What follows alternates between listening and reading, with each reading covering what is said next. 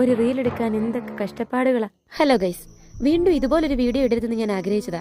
പക്ഷെ സാഹചര്യങ്ങളുടെ സമ്മർദ്ദം മൂലം വീണ്ടും ഇടേണ്ടി വന്നു. ഇന്നും ഒരു ഹോസ്പിറ്റൽ വ്ലോഗാണ്. ഇത്തവണയും വില്ലൻ പനി തന്നെ. ഒരു ചേഞ്ച് എന്താന്ന് വെച്ചാ ഇപ്രാവശ്യം എനിക്ക് കൂട്ടുണ്ട്.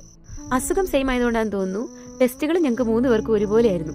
റിസൾട്ട് വരാൻ സമയം എടുക്കുന്നതിനിടയ്ക്ക് ഞങ്ങൾ പോയി ഓരോ ചായയും കുടിച്ചു. പിന്നെ അദ്രിക്കുട്ടം കൂടെ ഉള്ളത് കൊണ്ട് സമയം പോയതേ അറിഞ്ഞില്ല.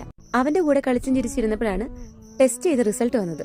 വീണ്ടും ഡോക്ടറെ കണ്ട് മരുന്നും വാങ്ങി ഞങ്ങള് നേരെ ആഷിക മിസ്സിന്റെ വീട്ടിലെത്തി. റീൽ എടുക്കുക എന്നുള്ളതായിരുന്നു പ്രധാന ലക്ഷ്യം. വിശപ്പിന്റെ വിളി വന്നതുകൊണ്ട് ആദ്യമേ ഫുഡ് കഴിച്ചു. മഴ ചതിച്ചെങ്കിലും ഒരു റീല് ഞങ്ങൾ ഒപ്പിച്ചു. ഇവിടുന്ന് ഒരു ചായയും കുടിച്ച് വീട്ടിലെത്തി. വീട്ടിൽ വന്നപ്പോ അതേ കപ്ലങ്ങയും ചക്കപ്പഴം ഒക്കെ ഇരിക്കുന്നു. അതും കഴിച്ചു. വർക്കിലേക്ക് കിടന്നു. അപ്പൊ ഇന്നത്തേക്ക് ഇത്രയേ ഉള്ളൂ. ബൈ. ഒരു റീൽ എടുക്കാൻ എന്തൊക്കെ കഷ്ടപ്പാടുകളാ. ഹലോ ഗൈസ്, വീണ്ടും ഇതുപോലൊരു വീഡിയോ ഇടരുതെന്ന് ഞാൻ ആഗ്രഹിച്ചതാ. പക്ഷെ സാഹചര്യങ്ങളുടെ സമ്മർദ്ദം മൂലം വീണ്ടും ഇടേണ്ടി വന്നു. ഇന്നും ഒരു ഹോസ്പിറ്റൽ വ്ലോഗാണ്. ഇത്തവണയും വില്ലൻ പനി തന്നെ.